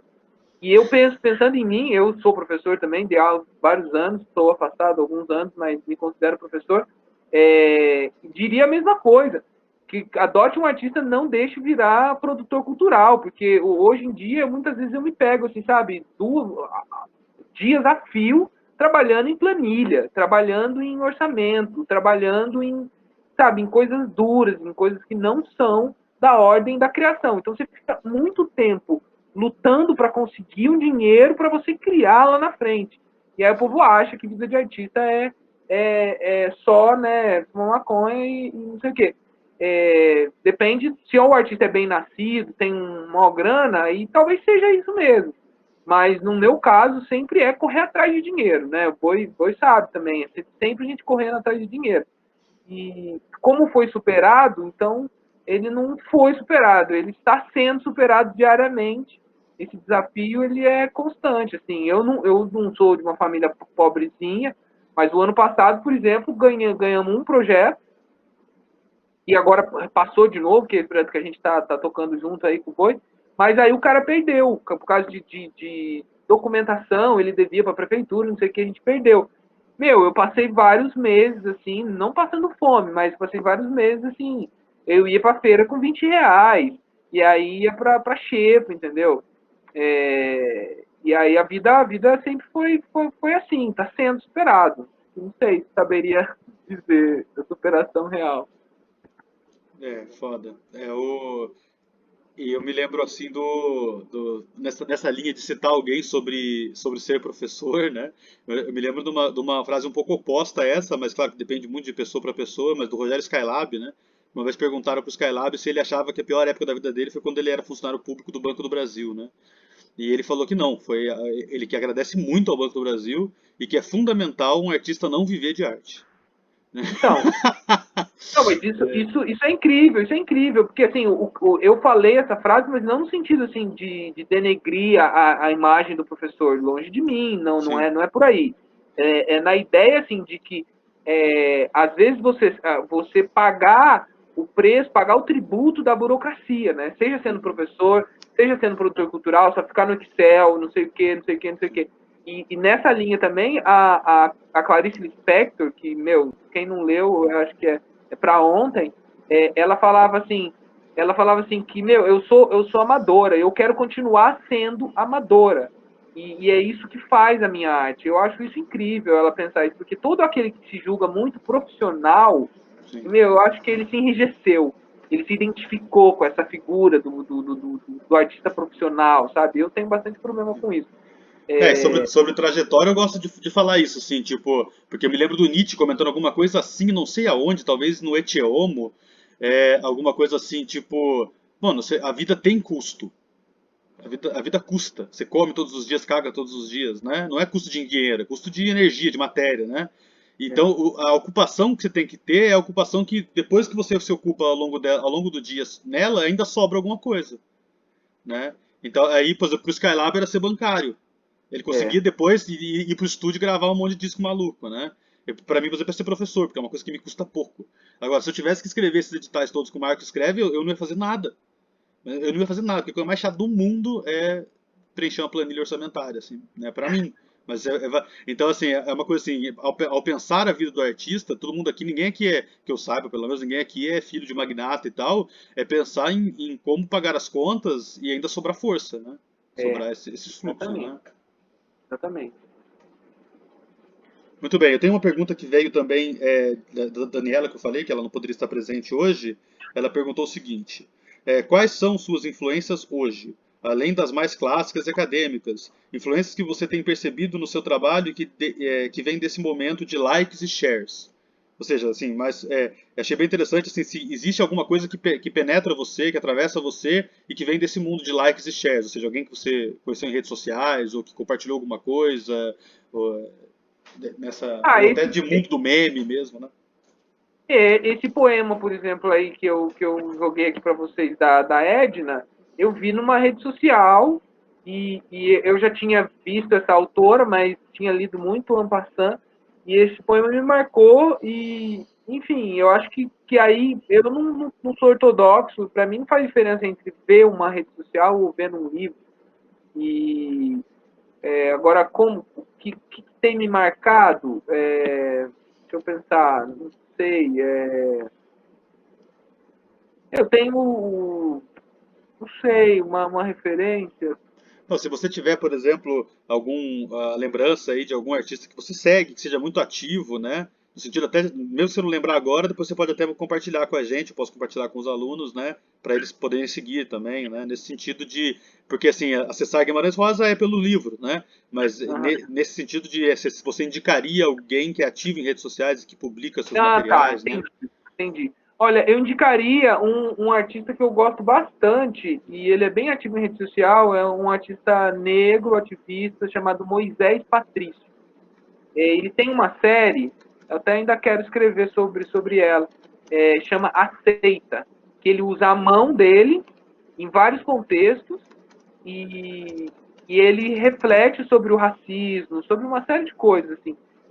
E são fotografias e tem um aporte bastante pictórico, né? E ele fala assim que ele faz fotografia como se ele pintasse. E ele é pintor também, né? Acho que Enfim, eu eu citei ele acho que no encontro passado dessa disciplina sobre aquela ideia de que as favelas são cicatrizes das cidades, né? sim. E dos centros urbanos, daí ele fotografa essas favelas, a gente publicou um material dele, né? Uhum. Legal. Tem uma entrevista que eu fiz com o Moisés na ABAT.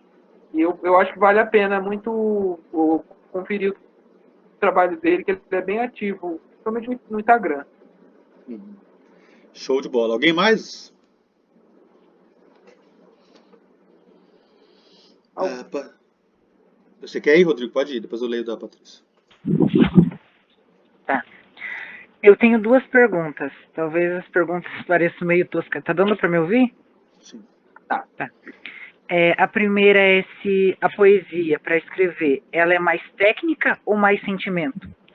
E a segunda é se um poeta precisa seguir um caminho reto, como se ele escreve poesias românticas, ele precisa continuar só nas poesias românticas, ou ele pode caminhar por outros conceitos?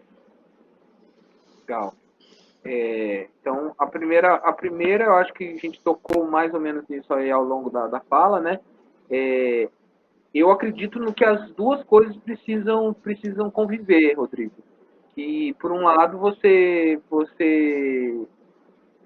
se atravessa com um aspecto mais emocional, emotivo, sentimental, mas o aspecto técnico não pode ser jogado fora, né? Que é aquela relação entre as forças e a materialidade. Mas não cair naquilo que eu falei, é só ser formalista, né? Porque o formalismo, no sentido ruim, ele é aquele que só tem apego à forma. E aí, mais nesse sentido da técnica. Enquanto você está ali com um aspecto emocional. No entanto, as coisas não são. Uma coisa não exclui a outra. E eu acho que, por exemplo, assim, durante a quarentena agora, eu comecei a fazer estava lendo muita notícia, nessas notícias horríveis que a gente estava acompanhando, até parei, faz alguns meses, 2 meses que eu parei. Mas estava vendo muita notícia, e aí falei, mano, isso daqui está me fazendo mal. Ou eu paro de ler, como depois eu acabei parando, ou eu ressignifico isso. E aí eu peguei e falei assim, sabe o que eu vou fazer? Eu vou começar a fazer poemas com frases tiradas dessas notícias. E aí eu comecei a chamar de poema da notícia, não sei o quê. E aí, aí claro, tem o meu olhar que atravessa de um cunho emocional, que por mais que não seja a grande parte, mas é um aspecto mais exterior, é um aspecto mais que eu me aproprio de frases daquele contexto. Claro, é um contexto que já está eivado aí de questões bastante graves, né, e que suscitam uma comoção, né. Enfim, para dizer que as duas coisas se conjugam. Muito bem. Tem uma pergunta aqui da Patrícia no chat, eu vou fazer a leitura. Quando eu me atraio por alguma situação, é porque ela em si diz alguma coisa para mim. Tipo, falar da família para mim é muito forte. Que temas te inspiram? Você costuma buscar uma metáfora que sintetize a história? No caso, por exemplo, de haver uma história, uma linha, né, imagino, Uhum. de narrativa. E, por exemplo, na dramaturgia, né, que falamos pouco aqui, né? Por Acabei mais que falando. por mais que as suas dramaturgias não sejam lineares e tampouco narrativas, ela tem sempre um liame, né? E que tipo de coisa te inspira nesse liame? Nossa, e eu não respondi a segunda parte da pergunta do Rodrigo, que Se a era linha é sobre. reta ou se a linha é maluca. Se ele, não, Rodrigo, eu acredito assim, tem bastante autores e, na verdade, artistas em geral que acreditam numa coisa que eu não acredito, que é estilo. Eu acho que não, essa ideia de estilo, ela está derivada da ideia de autoria, assim, e um texto para mim que é bastante importante, que é O que é um autor, do Michel Foucault, eu acho bem legal, e ele fala da função do autor, que o autor, a ideia de autor surgiu para responsabilizar aquele que tinha escrito aquilo, porque às vezes a mensagem era né, pesada, ou ofendia alguém, não sei o quê. E a ideia de estilo, eu acho que ela é derivada da ideia de autor, que é derivada da ideia de sujeito. Então, se a gente está falando do eclipse do sujeito, eu acho que eu não devo ter só um estilo. Agora, eu vou acabar tendo um estilo como destino. Se eu pegar para falar, por exemplo, da pandemia e versos encontrados em notícias, e pegar um texto meu de antes, você vai. Eu olho ali e vejo que tem afinidades. É inevitável que tenha afinidades entre uma coisa e outra, mas eu não acredito nisso de, não, eu tenho o meu estilo. Isso daí, eu acho que isso daí tem uma marca, né? Que isso daí é capitalismo introjetado no Carreirismo, né? carreirismo, é. Mas aí Mas aí, a outra tá, pergunta aqui agora que ela isso. fez. E temas que inspiram. E nesse sentido, eu continuaria nessa linha que eu estava falando. Eu acho que assim, a gente é atravessado por diversos temas, né? Eu acho que a morte é o tema que me fez, né? Não sei se é o tema, mas é o evento, né? É a condição da existência que me fez sair eu queria ser engenheiro da computação para ser escritor ou artista de maneira geral. E aí, eu diria que então, se tiver um tema, eu acho que é a finitude, a morte, e aí, mesmo que você falou da família, né? Porque eu acho que a morte principal para mim não é a minha morte, é a morte das pessoas que eu amo, né? É a mortalidade, né? E aí diria um pouco por aí. E eu acho que a metáfora que sintetiza a história, eu acho que sim, eu acho que a gente acaba pensando, né, por exemplo, uma peça que eu escrevi que está sendo montada chama Não Urine no Chão. E aí, como metáfora e como elemento cênico, tem uma geladeira, e aí a Não Urine no Chão é para falar sobre a masculinidade, né, a formação da violência, como a gente é formado dentro disso, né. E aí eu elegi três coisas que estão presentes no palco, de alguma forma metaforizam e sintetizam essa história que eu estou trazendo ali. Que uma é a geladeira, outra são rodas de carro estrupiadas e outra é um carrinho de supermercado. O carrinho de supermercado e a geladeira eu acho que tem a ver com o consumo, que o consumismo eu acho que é uma marca bastante masculina, mesmo que seja uma mulher a fazer, assim, essa coisa da acumulação, e a roda de carro né, essa atração, e a roda de carro destruída, né, aí tem a ver com essa coisa da associação do automobilismo com as figuras masculinas, né, essa coisa que, sei lá, eu detesto carro, mas isso é fato, né? Porque traz tem um aspecto fálico, né? Um aspecto do desejo. Inclusive não atravessa só os homens, mas é que é predominante, a meu ver, pelo menos. Maravilha. A Stephanie pediu para ser a próxima. Se quiser mandar, Stephanie, fica à vontade. As minhas perguntas são meio bobas, mas é uma das perguntas que eu mais gostaria de perguntar para um artista. Como é a vida de um artista? Quando você mudou de campo e entrou no mundo criativo da arte, você sofreu algo do tipo? Quando você se sentiu com a sua primeira obra publicada? E a outra você já respondeu no decorrer da tua explicação, que foi perfeita, que eram as obras que te inspiraram a perceber e acender sua mente para entrar nesse mundo, que é esse mundo. E mais uma. Que tipo de conselho você daria para alguma pessoa que está agora começando a entrar nesse campo? Então, como é a vida de um artista Como você sentiu com a publicação da primeira obra? e que conselho eu daria? Cara, como é a vida de um artista, ela tem aqueles memes, né? Como minha mãe me vê, como meu vizinho me vê, como meu inimigo me vê. Então, eu acho que tem, assim, daria para pensar nesse caminho, assim, parece uma vida muito boa até certo ponto aí, né? De uma vida meio desregrada, e eu acho que sim, a minha vida é bastante desregrada, e quando eu crio muito obsessivamente, com a obsessão, não é com aquele aspecto só, né, de acordar cedo e né, essa coisa assim mais maquinal, né? Porque às vezes eu acordo cedo e falo assim, hoje eu vou escrever um pouco, mas pô, não sai nada.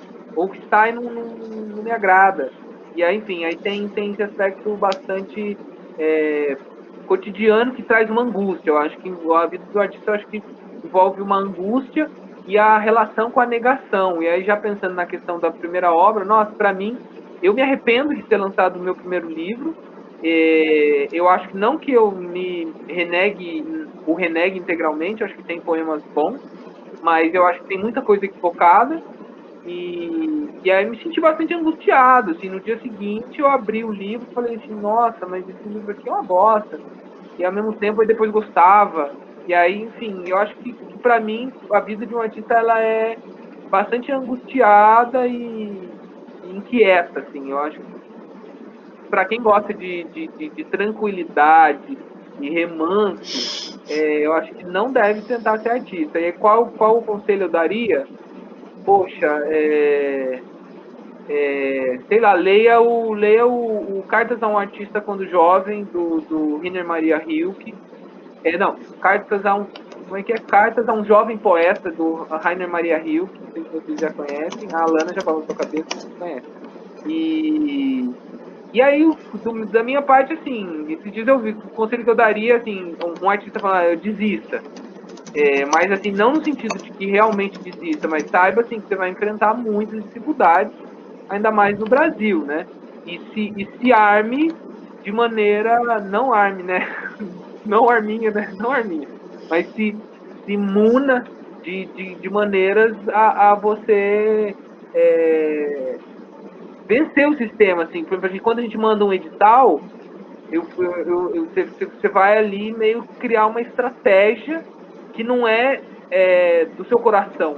Porque tem gente que vai fazer um projeto, assim, não, eu quero pôr as minhas inspirações, o meu vai se abrir. Não faça isso, porque isso você não vai ganhar. Sabe? Depois que você aprovou o projeto, aí abre seu coração. Mas assim, tem que criar uma certa casca, que e aí essa dificuldade, né? Porque a casca é insensibilidade, que eu estou dizendo, né? Um calo. Então você tem que criar um certo artifício, esse calo, essa casca, preservando algo lá de dentro que não morra, né? Vamos dizer assim, a sua criança, para usar uma coisa meio chavão, mas assim, para que não morra esse aspecto interior, mas não pensa em dar para todo mundo seu aspecto exterior, que você só vai tomar porrada.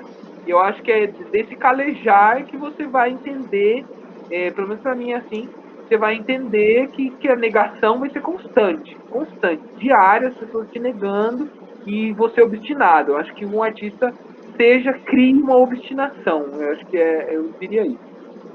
Ou nos termos do Benjamin, né?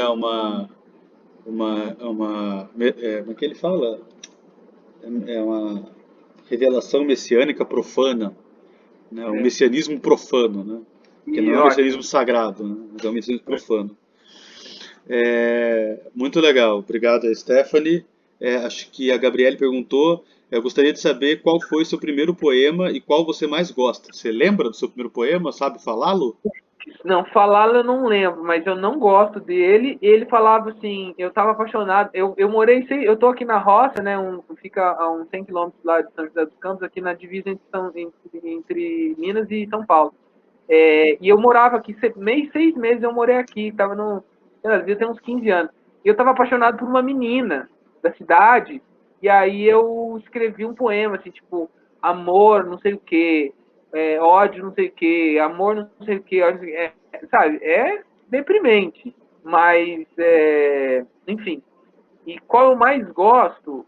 Poxa, difícil, hein? Eu vou dizer então, porque cada hora é um, né? Mas eu vou dizer assim uma frase que sei lá. Vou dizer o que as pessoas mais gostam. Inclusive, eu vou recitá-lo. Assim, ele não é tão grande assim. Não merece amor quem vive em si sem esfolar a ponta das vértebras. Não merece amor quem os nervos não esfrega em mel, em cinzas e nos inabre de fagulhas e salivas, arrastando a língua nas flechas contra postes, paredes e pedras. Não merece amor quem vive em si, esquálido como um Cristo que não pesca, como um cachorro que tem dor de barriga e flores e gramíneas não mastiga nem faz com pressas. Não merece amor quem vive em si sem esfolar a ponta das vértebras. Esse geralmente as pessoas gostam. Vou dizer então que esse é o que eu mais gosto também, embora não seja. E qual é o nome dele? Ele se chama. Nossa, tem nome? Deve ter um nome, mas eu não sei, não lembro. Ok. Se chama Afia-se. Lembrei, Afia-se. Afia-se. Afia-se. Deve ser possível achar aí, né? Na internet. Tem eu falando no Manos e Minas. Eu posso até mandar aqui Manos de Minas, que é o programa da TV Cultura, né? Era, né? Não existe mais? Não, depois que essa última gestão aí, o fulano arrancou. Acho que queria. Olha, dos que estão presentes aqui, acho que todo mundo mandou pergunta. Eu também já falei a pergunta 1, 2, 3, 4, 5, 6, 7, 8, 9. Tá tudo correto. Você achou aí o link? Achei. Manda pra nós ali. Fica de indicativo. Depois eu posso mandar também um link lá do Spotify. Deixa eu ver, eu não sei se eu consigo abrir o Spotify. Se eu minimizar que vai parar a gravação, mas eu mando no grupo do WhatsApp um link do Spotify de uma canção que eu fiz de uma poesia do Marcos, né? O Tanto Faz. Né? A sensação que eu já vi o Marcos diante de obras quando elas estão prontas é parecida com aquele pai que renega o filho, assim, sabe? Sei lá, quando nasce um lobo sem uma perna, assim, e aí o lobo-chefe não gostou daquele lobo que não tem uma perna, né? Então, me lembro dele bastante puto com obras que, ou por conta dele, ou por conta não dele, né? Que nem acho que aquele livro que uma vez você pediu pro rapazinho editar lá, ou obras, peças de teatro mesmo, né? Então, é uma coisa que é marcante para mim, do jeito como o Marcos experimenta a própria obra dele, né? Ele tem uma rusga, assim, sabe aquele pelo erguido assim do gato, né? É uma desconfiança e tal, mas é muito melhor do que ele vai dizer sobre si mesmo, né? Eu acho que tem satisfação, Inclusive né? inimizades do Marcos não conseguem falar mal da escrita, né? Tipo, você senta no bar e fala assim, nossa, mas aquela obra, aquela peça, foi o Marcos que escreveu? Foi, puta, escreve bem aquele filho da puta, né? Então, assim, a gente escuta elogios dos inimigos do Marcos, né? Então, ele é mais duro consigo mesmo aí. Então é isso, agradecer aí de novo o Marcos, se ele tiver alguma palavra final aí, por favor, fique à vontade, e depois dessa palavra eu encerro a gravação aqui. É isso, assim, eu queria compartilhar com vocês um poema que eu gosto muito, eu tinha pensado de falar durante a explicação, assim, mas acabou. Posso lê-lo, Boi? Ou estamos vencidos muito no tempo? Não, manda abraço. É do E. Cummings, é um poeta americano que assim, isso para mim é meio eu volto a ele muitas vezes quando eu preciso, sabe? Assim, vocês vão ver por quê. Que meu coração esteja sempre aberto às pequenas aves que são o segredo da vida. O que quer que cantem é melhor do que conhecer. E se os homens não as ouvem, estão velhos. E que meu pensamento caminhe pelo faminto e destemido, e sedento e servil. E mesmo que seja domingo e eu me engane, pois sempre que os homens têm razão, não são jovens. E que eu não faça nada de útil e te ame muito mais do que verdadeiramente. Nunca houve ninguém tão louco que não conseguisse chamar a si todo o céu com um sorriso. É sorriso, ficou faltando aí. Enfim, que os nossos corações estejam sempre abertos às pequenas aves que são o segredo da vida. E que quando os homens têm razão, eles não são jovens. Então eu acho que é isso que eu queria dizer para vocês. Isso aqui para mim é o Salmo 152, né? O único que presta, né? Porque parece muito como é que é? Tem aquele salmo famoso que Deus, não sei o que lá, me Sim, acompanhe, né? Me Salmo lembra 90. Salmo Salmo 90. 90, né? Uma outra coisa que eu lembrei que eu não falei, assim, essa relação entre, que eu recomendo muito aí, quem gosta de ler, e eu acho que tem um aspecto muito grande, em relação, dá para entender várias coisas, é o livro, principalmente o primeiro capítulo, do Esculpir o Tempo, do Tarkovsky. Recomendo muito, assim, é muito incrível, e ele fala um pouco da religião, porque a religião e a arte respondem a coisas semelhantes, mas, embora as respostas sejam diferentes. Recomendaria aí, quem gosta, Para não ficar Esculpir o Tempo. para não ficar só com americanos, né? Tem que ter um russo também, né? Tem que ter um russo também, é Tem um... verdade, predominou os americanos, não, mas teve também o africano, teve tudo. Tá. Mas, ó, e recomendo muito, quem não abriu, abra esse, se de tudo que eu tentei falar aqui, eu acho que o mais importante das referências é esse aí, tudo é ritmo. Para mim, meu coração se movimenta muito diante desse documentário aí. Se puderem, assistam. Agradeço, Boi, agradeço vocês aí que fizeram as perguntas, tiveram paciência para ouvir. É isso. Muito obrigado. O pessoal que não esteve presente vai assistir depois da gravação. Eu queria ver com vocês se vocês me autorizam, tanto o Marcos quanto os alunos, que geralmente eu ponho no YouTube e boto fechada, né, só para quem tem o link. Mas eu gostei tanto que eu estou pensando em deixar aberta essa, né? E, ou seja, qualquer um que der um search um dia pode encontrar lá. Alguém se opõe aí a Eu não. essa colocação? Então, beleza. Eu vou linkar lá no YouTube e vou deixar aberta essa. Certo? Então, fechando a gravação. Forte abraço. Beijo a todos. Falou.